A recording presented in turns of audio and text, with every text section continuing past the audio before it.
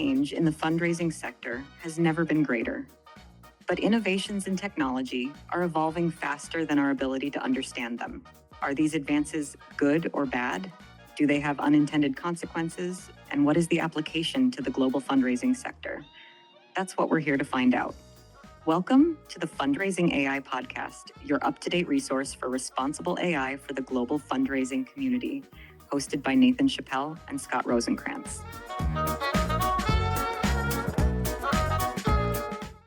Hey everyone, we're back for another episode of the Fundraising AI podcast. It's been a while. Scott. I feel older. I look older, I think. You're more gray in the beard. It's been a while. Maybe you're just not. Maybe you haven't dyed it in 2 weeks. Ever. Yeah, it's been a lot, and that was intentional. So if you've missed us, we appreciate that. Scott and I, it's not that we were bored, and it's not that we were tired of this group or this community. Or that there was nothing going on. Or there was no, yeah, right. Yeah, which certainly wasn't that. It was the fact that we were, and our team was heavy into production of the 2025 Fundraising AI Global Summit, which happened this week. So we're recording this on Wednesday the 17th. On the 15th and 16th, Summit happened. So we were kindly asked by a few people on the team, Jen Lau, who's our executive director, and Jasmine Schwartz, who helps social media, is like, can you please not record a podcast for a few weeks, just so that we can catch up and focus on all the promotion of Summit. It paid off mainly because instead of people listening to us, they were registering for the Summit. And the official tally, actually, I don't even know if you know this, you probably don't, as of last night, because I promised the team I wouldn't bug them for data until a week from now. Kind. It's like, such a data person. You and I know we both want to go into it and like analyze, but I did want to know how many registrations, how many people showed up. So 10,688 registrations, 4,534 people attended live in one of the 2 days. That's awesome.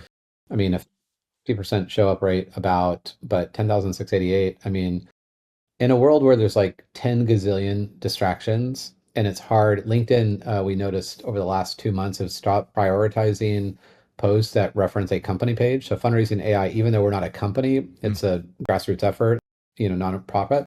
If you reference a company page in a post, it's something like 75% less chance that will be reposted.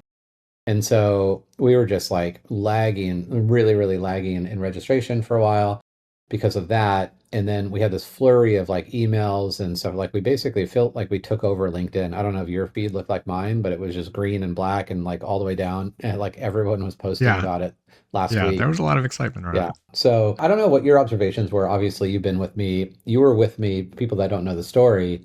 The day, I was reflecting on this the other day, we were in Vail, Colorado, pulled over in a strip mall to negotiate with this guy that owned Fundraising AI, but never did anything with it. And I think he was broke and needed to sell it. So you and I were in Vail. I don't even know what year that was, probably like 2020, 2019. I don't know. It was a while back. 6 years ago, probably. Yeah. So at that point, it was like, okay, let's do something with this. I already had formed a small group. It was like in Excel. It was about 125 people before that.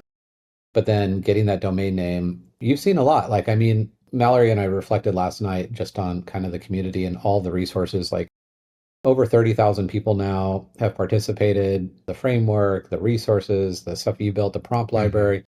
Like, I don't know. It feels like the energy this year was very different than the last 2 years even. I don't know. Did you feel that different? And I feel like the weeks leading up to it, when I'm on demos or conferences talking to people, like smaller and smaller percentage of people have not heard of it before. So now I could say, are you know about the FIS Summit? They're like, oh yeah, already registered. Are there going to be recordings? I'm not going to be able to attend everything. So just like I watch all it. So like there's more presence, there's more awareness around it. And I think that speaks to the need that this is such a valuable resource, right? Yeah. I mean, in energy too, I feel like if we could capture it, I think the first year, way more skepticism, and probably not even just skepticism the first year. It was just like, what is this AI? Kind of more like a fringe thing. It wasn't even pure curiosity at that point. It was just like, I think it was just more skepticism. Like, I don't know what this is. Is it a fad? Is it real? Is it whatever? Is it all hype? Is it cool or not?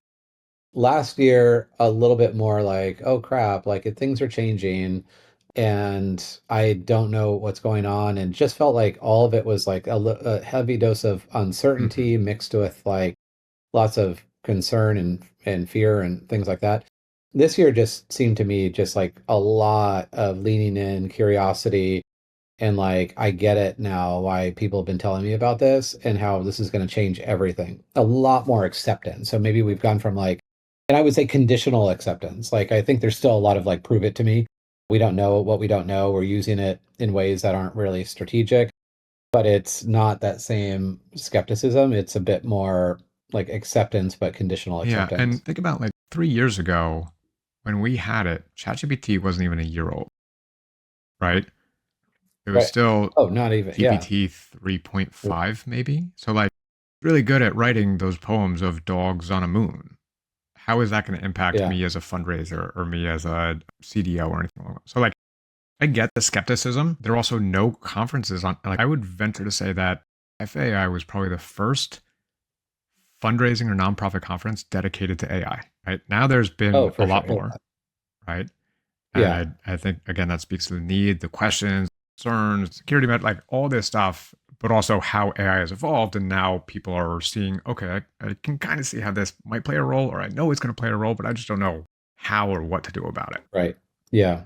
I mean, I don't know whose idea was it to make it 2 days this year because it was like a lot. We had 93 different presenters. So between people and panels and doing their own. So 93, 60 something sessions. So much work. So Was much it 2 days work. I last mean, year? Jen Lau, it was 1 day last year, 2 days the year before. So yeah, and we were trying to rectify because like last year, most of the feedback was like we didn't get deep Mm-hmm. enough. So we didn't get deep enough. So we went to 2 days. And there's like, it's a hard sweet spot to find, but hopefully people participated in it. If you are listening to this podcast and you did not, it's not lost on you. All the videos are being packaged. They're going to be packaged and pushed to Vimeo soon. I think we're also going to push them to YouTube, all Cool. our videos that we haven't done that before for whatever weird reason. So we're working on that as well. And so you'll still be able to. And there's so many. I mean, your session on like literally how to build an AI governance policy, like copy and paste style, just like this is how you do it, kind of Mm-hmm. demystifying it. Bunch of sessions with Kaz McGrath and Play AI where they got super deep and all the things. And then like really great, like I interviewed Raman Chowdhury, Dr. Raman Chowdhury, who's like a US envoy for like the Department of Defense and she runs a nonprofit on advocating for responsible AI. I mean, I think we covered like so much ground and the feedback was really great. So there's, I mean, I felt like this in years past. I felt like there's something for Right. everyone, but I think the caliber of this is Yeah. higher. And not to tie it to our book, but when I was looking at the titles of all the different sessions and like the wide range of them, it really is in line with, again, how we decided to write the book. We wanted it to be for every single person, no matter where you are, that there's something that you can pull out of it. So if you like book form, there's that. If you like video and hearing other perspectives and people talk about it, like the FAI conference, the FAI summit covered everything for everybody. If you want to figure out prompts, Yeah. you're there. If you want to figure out deep fakes, you're there. If you want to figure out what the world looks like in 5 years, it's there. I mean, such great feedback. I mean, from Cheering Koshi's sessions to Mallory's to, I mean, we go on and Mm. on and on. There are just like so many good sessions. Tim Paris and others just like jumped in and did all their things.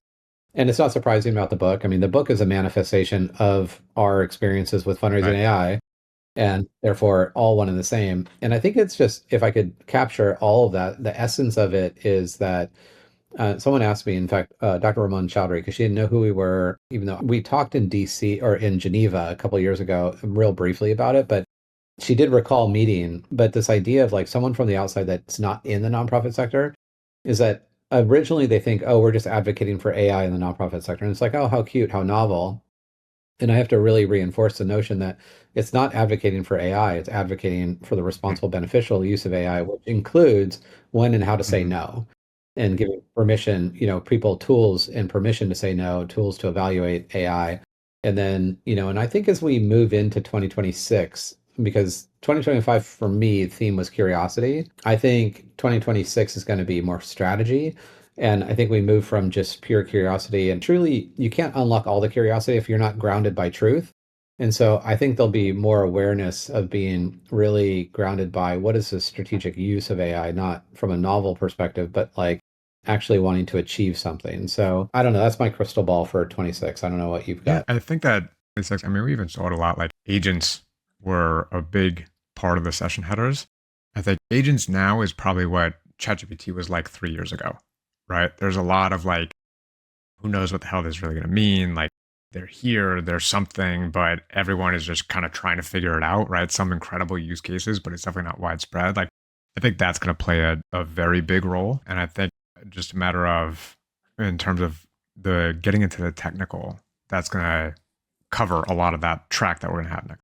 Agents are definitely going to play a formative role for the foreseeable future as they get easier. And well, I mean, they're still a little fickle and they're still not totally user friendly, but anyone who's like technically inclined at all or curious can build an agent. I think it's fascinating that Microsoft, that owns 50% of OpenAI and ChatGPT, still thinks that agentic is a typo. Like I just like marvel at the idea every time I type in agentic into a Word document, it thinks it's a typo. And I'm like, there's something going on here. And they teach like tons of things on agents and MCPs and other things. Yeah. So anyway, yeah, we're going to see a lot of progress, no doubt. Like, I mean, the pace of innovation is going to go so fast, but I think we are going to see a big shift from using it from a novel perspective to strategy. And I think that plays into the MIT study that we wanted to highlight Yeah, today. there was a study that came out. I think it came out in the last month for sure. But MIT did a study and said that 95% of generative AI pilots at companies are failing. And the reason why, again, if you've listened to this podcast, you know, if you read our book, you know, if you've joined FAI Summit, you know, it's not because of the tools, it's not because of the data, it's because people don't know how to expand upon it. They don't know how that cultural adoption to break down any fears or concerns, to answer of ethical. They don't know how to talk about applying it to a use case. They often go in with the whole, we need to be an AI company, so let's just throw AI at everything. But that's not how you solve the problem that AI should be solving. Yeah, I think one of the big takeaways for me in that study was the fact that the 5% that succeeded, they were very narrow in their use, whereas the 95% that didn't succeed, and it's not that they didn't succeed. So to be clear, the study was really looking at organizations that had seen tangible return on investment from their AI. So it doesn't mean that they weren't using it to create efficiency and to create new products and things like that, but they weren't seeing that direct ROI. But the 95% were exactly to your point. They're just kind of like throwing up AI onto everything. And it's like AI this, AI that, not focused, not strategic, not part of like a specific clear initiative to achieve a certain goal or an outcome. But the 5% were disciplined. They were more narrow. They were like, okay, we're going to use AI to do this thing and let's put everybody on it and then expand out from there. And I do a lot of training on this. So do you. And I think it really goes back to that idea is that like start with like the most high yield but low risk problems that you have. So, and you're not going to do this if you're just swiping your life away on your phone. Like put your phone down, put your computer down, like spend some time thinking about like what are the things that you find annoying but that are solvable. And so if you just start throughout your day evaluating like, oh, that's a task I just do all the time and nobody likes that task. I never like that task. It doesn't bring me joy. But something that again is the highest yield. So like it actually is something that matters, but not like it changes the world, but that's very low risk.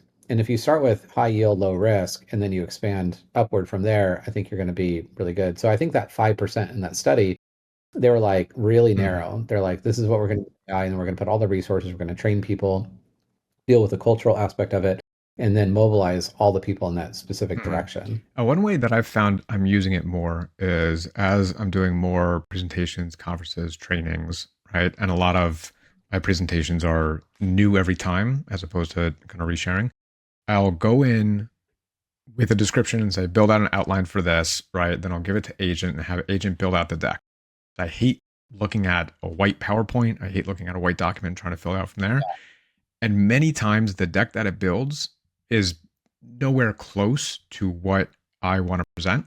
Yeah. But it gives me a sense of like a direction. And then I could say, all right, well, that's not the direction I want to go in. I'd rather go in here. So it just gives me some clarity when before staring at a white document, like I don't even know the first step to take, but sometimes having the bad example or the example you don't want is better than nothing. Yeah. Yeah. It's funny because I've definitely seen my engagement on LinkedIn go down. And I actually am totally okay with this because I'm like really tired of like the small kind of just, and this is like, hopefully it won't offend people, but like just going to throw words on a LinkedIn post and just try to throw something out there that's not meaningful or authentic. And you're just like, whatever.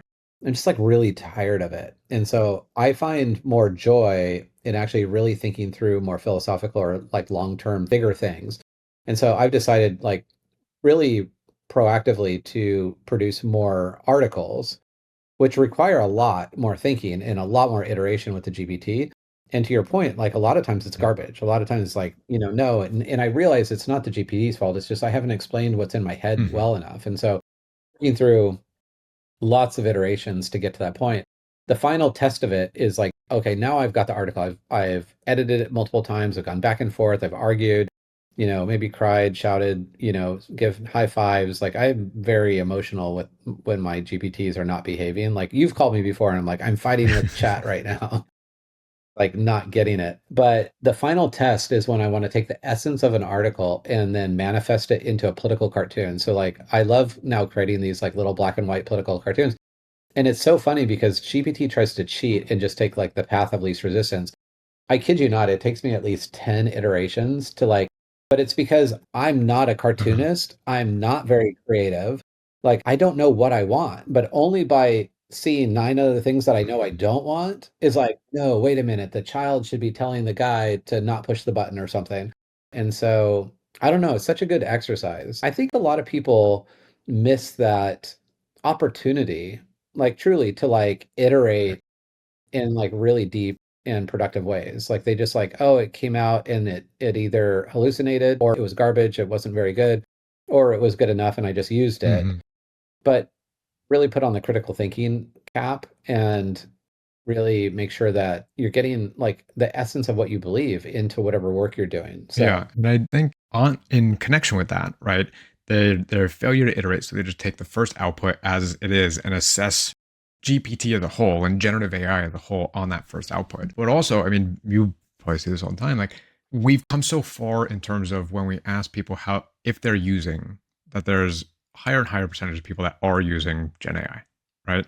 But when we ask how are you using it, it's still email, right? Email makes up like 75%, 80% of how people are using it. And they think that they've like nailed it. They think they're like like they're doing the fullest extent of what Gen AI can provide to them. And they're barely scratching the surface, right? But if that's the marker for AI success, and then you take it at first iteration and don't iterate back, like it's a much steeper slope to fall backwards and not really, because you're not seeing any other opportunity, right? right. Yeah. So from that other study, I mean, you and I've seen a lot of organizations succeed and fail. Again, going back to people and culture, Hmm. not data and models. Yeah. Do you have any other predictions for 26? I mean, I definitely think that's the benefit of learning from others, right? Of like, hey, what's not working, and I'm gonna change my strategy to be more effective. Any other trends? I'm seeing a couple others, but I'm curious what. One thing before getting there, I thought this was interesting, and I'm sure this will bring up experiences from our shared past together.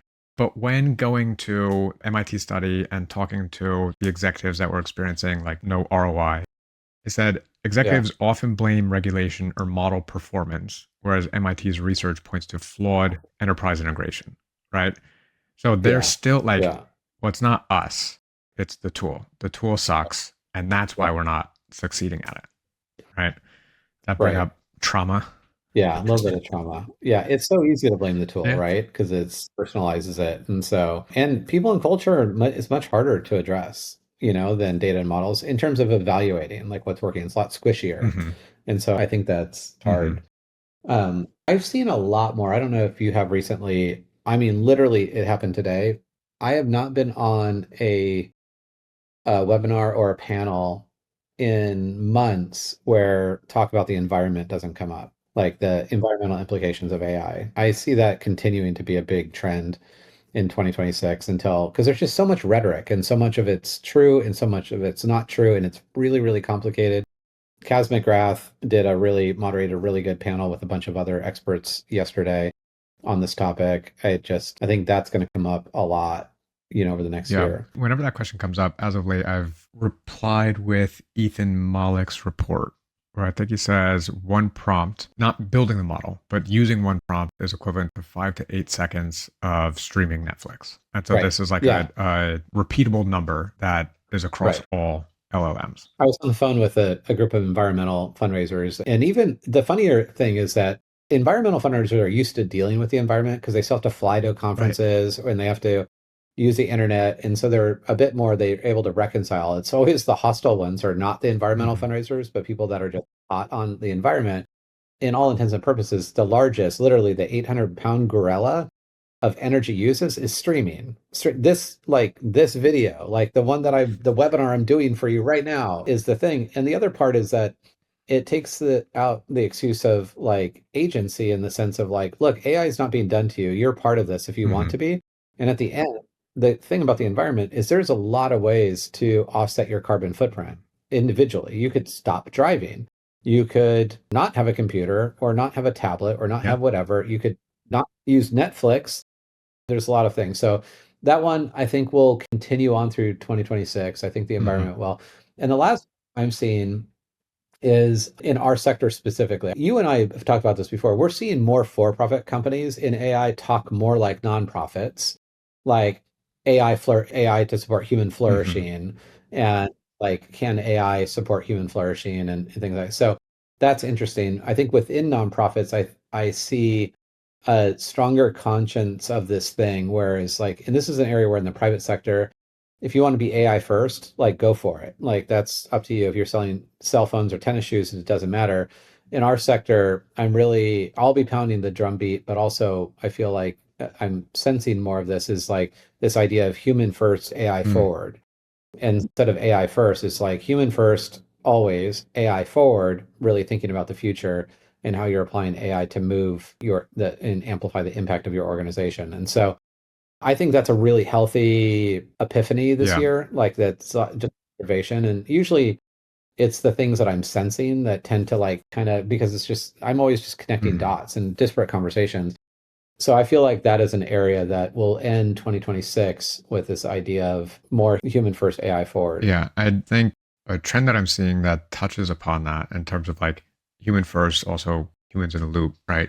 Is the deepfakes are like they're here, they're available. Tools like Nano Banana, where you just plug anybody's face in and make a new image, and it looks 1,000% like them. And Grok's removing any of privacy, where you can make inappropriate images of celebrity. Like we are at a point where, unfortunately, you cannot trust anything. I saw coming on my LinkedIn post with a recent assassination of Charlie Kirk, a video of Trump and his response to it through an AI generator said it was 95% likely that it was AI generated.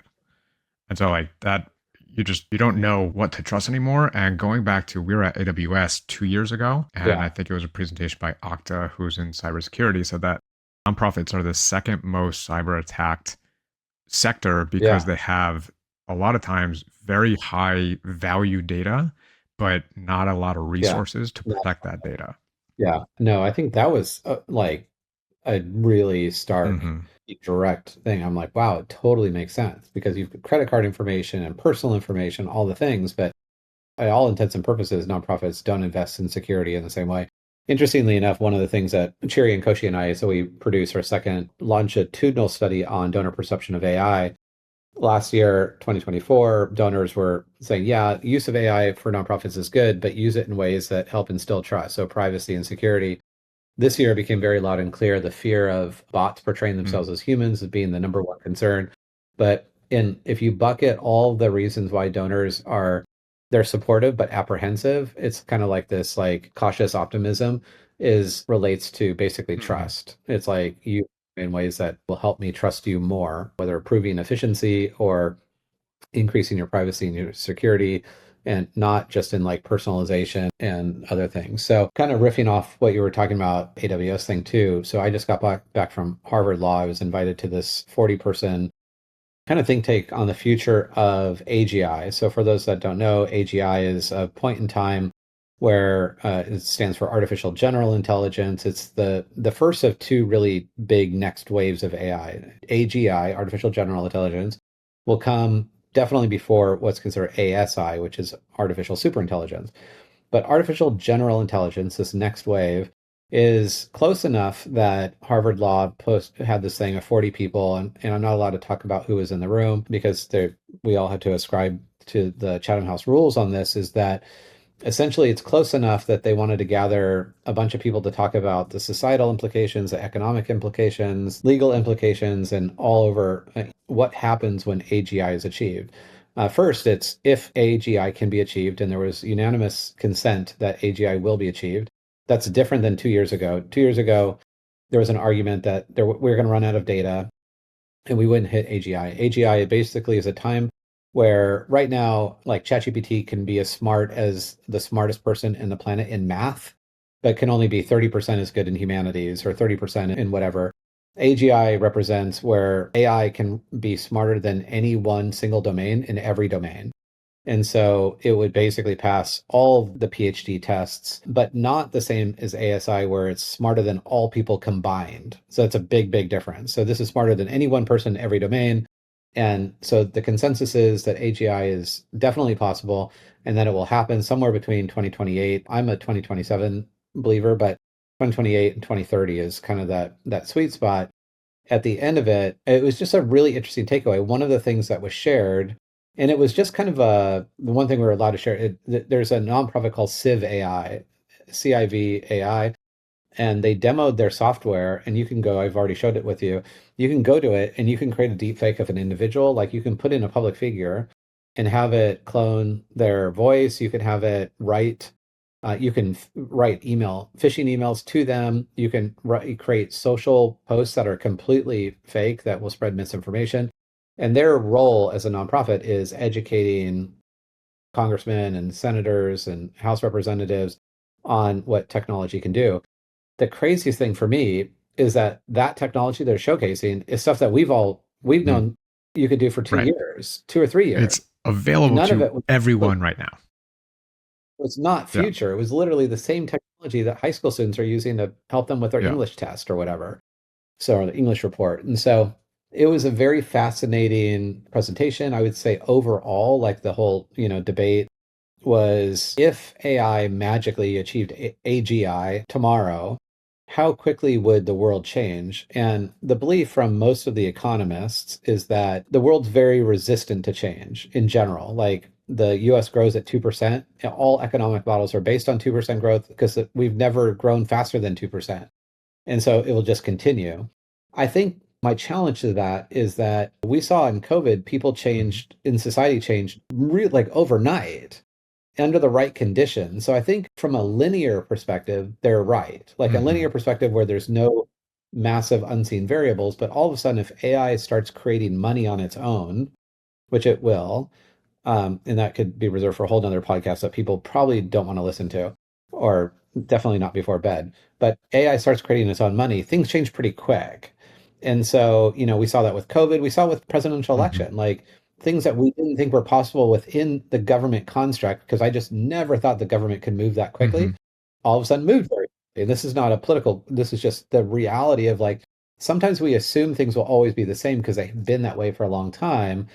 But we've seen those examples, both with COVID and even in this election, that things can move really quickly under the right conditions. Yeah. I told you send me these articles. I often don't like to look at them because they are like, the world's going to go to crap in 2027. Those aren't the only articles I sent.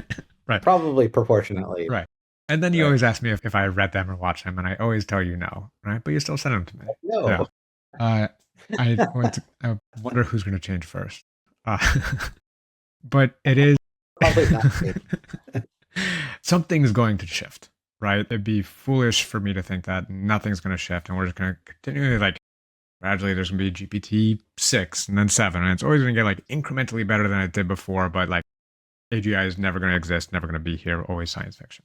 I just hope that we are prepared as best as possible and that we have as much time to prepare as we can and that we work together and keep humans at the center of us and try to be as trustworthy and responsible and beneficial in the meantime. Yeah. In fairness, I usually tell you don't watch this before bedtime You do. or read this before You do. bedtime. I give you You the just don't know warning label. when my bedtime is. Right, 5 o'clock. I think truly, yeah, with that, to your point, it doesn't matter. Like, I forget who it was I was talking to. It was a Canadian, so that speaks a lot to like why it was such a balanced kind of approach. It was like, even if things are destined to happen this way, I still want every dying breath and every last bit of effort that I'm going to give to be on the right side of history, right? And so I am sure I'm wrong about a lot of the things. I'm a control freak. I like to prepare.